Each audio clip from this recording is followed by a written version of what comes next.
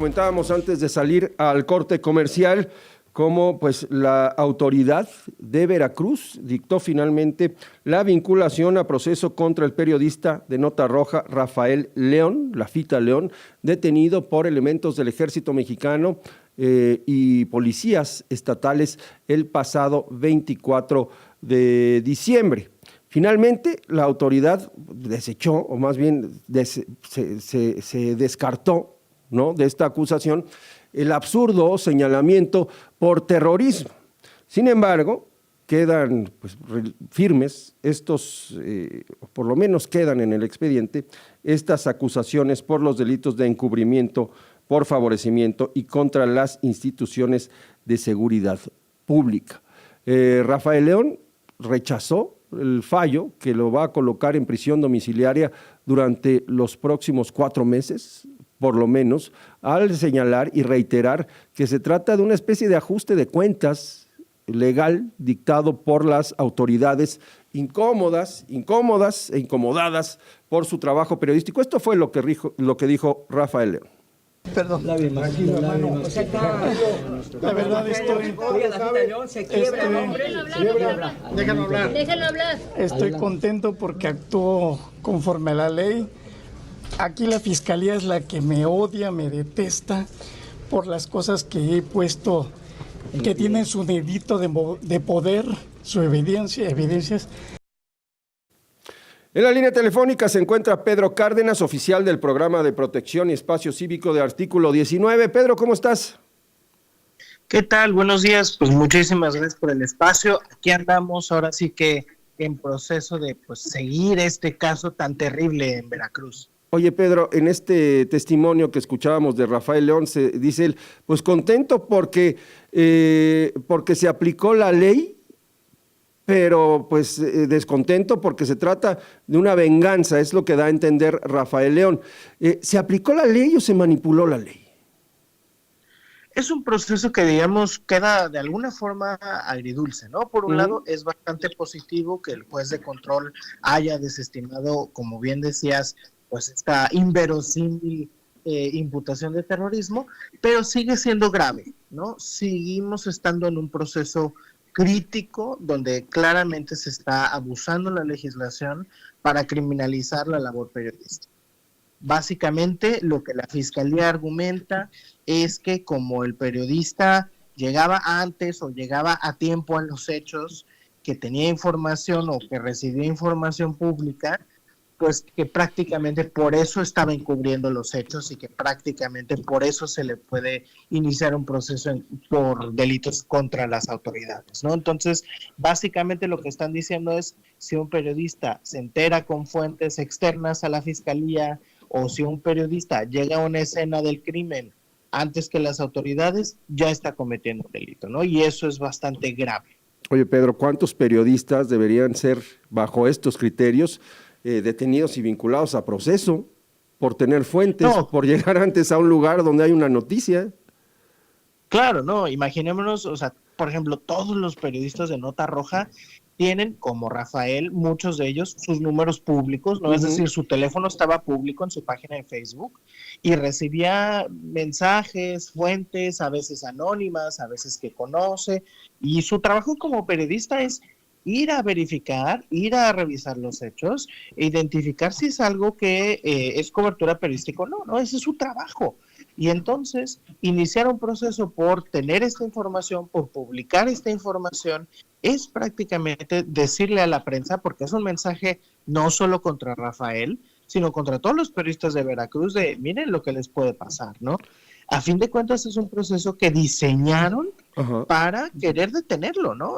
Y quererle imputarle terrorismo y estos delitos. Es una manera de decir, queremos detenerlo, queremos que esté sin poder cubrir, porque bien, es un arresto domiciliario, pues es positivo que sea en su domicilio, pero sigue siendo un arresto, ¿no? Sigue siendo, limitando en su cobertura periodística. No, bueno, el trabajo de Rafael es en la calle. Es un periodista de tierra, evidentemente, que cubre los hechos policíacos desde su casa, pues no va a poder informar. Así es, sigue siendo una medida totalmente desproporcionada, porque pues no tiene un justificante, ¿no? Básicamente lo que están diciendo es, bueno, tú como periodista ya no puedes salir a la calle, ¿no? Entonces, pues claro, ¿qué esperan que reporte? ¿Cómo esperan que obtenga un sustento económico? ¿Cómo esperan que pues se gane su vida, ¿no? ¿Qué es lo que están esperando que sea? Oye, Pedro, hablabas de la forma en que se diseñó este caso. Se está decretando este arresto domiciliario, tengo entendido que por algo así como 4 meses, aunque podría extenderse, 4 meses en donde las autoridades pues van a investigar lo que no han investigado, es decir, fue detenido Rafael León, pues con cuestiones muy endebles, ¿no? Sí, la acusación de la Fiscalía se sustenta principalmente en un testigo protegido, Sí. Pues que hay ciertas irregularidades sobre cómo fueron recabadas estas informaciones, según la información que nos compartieron. Y pues prácticamente la evidencia que ponen es las coberturas políticas de Rafael, ¿no? Ponen de que, miren, él estaba en la escena del delito, ¿no? Y entonces esa es la evidencia que hacen. Ahora, lo que llama la atención es que en 20 días armaron esta carpeta, ¿no? Entonces tardaron 20 días para imputar estos delitos, para decir, lo tienes que detener, detén a este periodista. Y lo que dicen es, pero dame ahora 4 meses para terminar la investigación, ¿no? Entonces, claro, es un proceso donde dicen, en 20 días ya decidí que lo tienes que detener preventivamente, entre comillas, y luego dame 4 meses para confirmarlo, ¿no? Entonces, en realidad es un proceso que están pidiendo detener a alguien sin tener una carpeta armada, y eso es altamente. Esto es gravísimo y es muy alarmante que esto le puede pasar a cualquiera.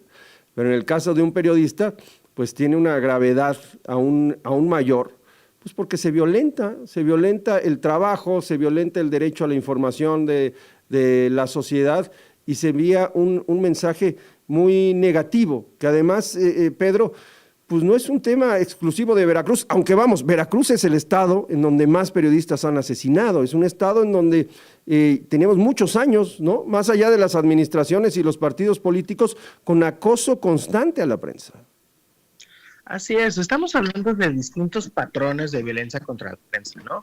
Como bien lo decías, Veracruz tiene 31 asesinatos de periodistas del año 2000 a la fecha, lo que lo convierte en el estado más peligroso para el periodismo en México. Y de esos casos siguen en impunidad. Yo no veo que la Fiscalía esté culminando las investigaciones de los casos, que esté identificando a los agresores materiales o intelectuales, ¿no? De muy pocos casos de ellos hay avances, pero vemos por otro lado una justicia que en 20 días ya está queriendo detener a un periodista, ¿no? Y por otro lado, en los temas de México, por ejemplo, este año hemos identificado un alarmante escalamiento del abuso de la ley contra la prensa. Ya llevamos arriba de 50 casos de periodistas que han sido iniciados un proceso civil, penal o administrativo en su contra, y vemos que prácticamente se les está iniciando procesos a la prensa y a inclusive ciudadanos y ciudadanas por publicar en redes sociales, en Twitter, en Facebook. Ya con esto prácticamente estamos viendo que hay una facilidad de los gobiernos mexicanos a nivel estatal sobre todo de iniciar procesos contra periodistas. Una facilidad, una tentación, ¿no? Y un estado pues de temor al final de cuentas, porque lo que se consigue es lo que se llama la censura previa, ¿no? Muchas personas, muchos periodistas, muchos ciudadanos van a rechazar, a hacer su trabajo en el caso de los periodistas, incluso a opinar, omitir sus opiniones por miedo a la persecución de las autoridades. Terrible la situación. Pedro, muchas gracias por tomarnos la llamada. Al contrario, gracias a ustedes por el espacio y seguimos pendientes del caso de Rafael y en Veracruz en general. Seguimos pendientes.